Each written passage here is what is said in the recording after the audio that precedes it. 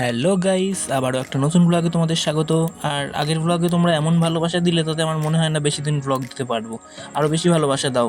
তো এটা কী ফুল সবাই অবশ্যই কমেন্ট করে জানিও। আর আজকে ছিল কলেজ, তাই চলে এসেছি কলেজের উদ্দেশ্যে। আর দেখো স্টেশনে এসে আমার অবস্থা গরমে।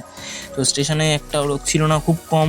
এই গরমে তেমন কেউ বেরোচ্ছে না। তো চলে আসলো ট্রেন, এরপর ট্রেনে করে চলে গেলাম কলেজে।